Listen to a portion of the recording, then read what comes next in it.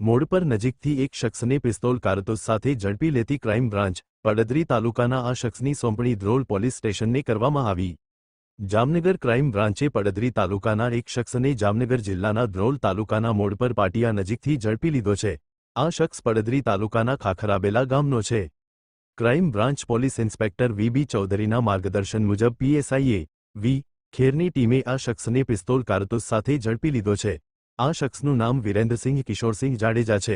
તે લાયસન્સ વગરની 25,000 રૂપિયાની કિંમતની પિસ્તોલ તથા રૂપિયા 100ની કિંમતના એક કારતૂસ સાથે મોડપર ગામના પાટિયા પાસે ઊભો હતો ત્યારે ઝડપાઈ ગયો।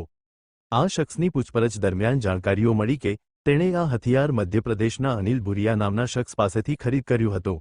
પોલીસ અનિલ ભુરિયાને શોધી રહી છે। પિસ્તોલ કારતૂસ સાથે ઝડપાયેલા આ શખ્સની સોંપણી ધ્રોલ પોલીસ સ્ટેશનને કરી દેવામાં આવી છે।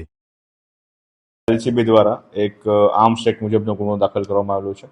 બનાવની વિગત મુજબ respected DIG sir Rajkot range, respected SP sir અને તમામની સૂચનાના આધારે જિલ્લા એલસીબીનો તમામ સ્ટાફ અને પીઆઈ વી.બી. ચૌધરીના માર્ગદર્શન હેઠળ કામગીરી કરતા હોય તે દરમિયાન એલસીબીના દિલીપભાઈ તલાવાડિયા, મયુરસિંહ પરમાર, યુવરાજસિંહ ઝાલા અને ઋષિરાજસિંહ વાળા ને બાતમી મળેલી હોય કે એક આરોપી જેનું નામ છે વિરેન્દ્રસિંહ કિશોરસિંહ જાડેજા, જે ખાખડાબેલા પડદરી રાજકોટના રહેવાસી છે, તેની પાસે અનઓથોરાઇઝડ એક વેપન પિસ્ટલ રહેલી હોય તે બાબતની બાતમી હતી। તો આ આરોપીની વોચમાં એલસીબીના તમામ માણસો રહેલા હતા। જે સંદર્ભે જે આરોપી જે છે એ રાજકોટ હાઈવે ઉપર મોડપર ગામના પાટિયા પાસે મળી આવેલો હોય અને તેની પાસેથી એક કન્ટ્રીમેડ પિસ્ટલ જેની કિંમત આશરે 25,000 રૂપિયા છે, એક જૂતો કાર્ટિસ જેની 100 રૂપિયા કિંમત અને એક મોબાઈલ ફોન કિંમત 5,000 ગણી ને કુલ 30,100 રૂપિયાનો મુદ્દામાલ સાથે આરોપીને પકડી પાડવામાં આવેલો છે અને આગળની કાર્યવાહી માટે ધ્રોલ પોલીસ સ્ટેશનમાં ફરિયાદ દાખલ કરી અને ઇન્વેસ્ટિગેશન હાલ ચાલુમાં છે। સાહેબ, આના ઉપર અગાઉ પણ ગુના નોંધાયેલા છે, હથિયારનો કે ગુનો નોંધાયેલો શું કહેશો? પ્રાથમિક વિગતો મુજબ માહિતી મળતી મુજબ જે આરોપી છે વિરેન્દ્રસિંહ કિશોરસિંહ જાડેજા એના વિરુદ્ધ અગાઉ રાજકોટ જિલ્લામાં અને રાજકોટ શહેરમાં પ્રોહિબિશન તેમજ 307 મુજબનો ગુનો દાખલ થયાનું પ્રાથમિક દ્રષ્ટિએ જાણવા મળે છે।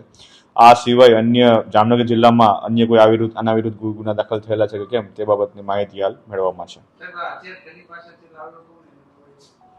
પ્રાથમિક વિગતો જણાવતા મુજબ આ જે હથિયાર છે એ મધ્યપ્રદેશના અનિલ ભુરિયા નામના વ્યક્તિ પાસે તેણે મેળવેલું હતું। હવે ખરેખર આ વ્યક્તિ કોણ છે, ક્યાંના રહેવાસી છે અને શું કરે છે એ બાબતની તપાસ હાલ ચાલુમાં છે। કેટલા સમયથી હથિયાર લેવું હતું અને હથિયારથી ઉપયોગથી કોઈ ગુનો આચર્યો છે કે તે બાબતની તપાસ કરવામાં આવશે।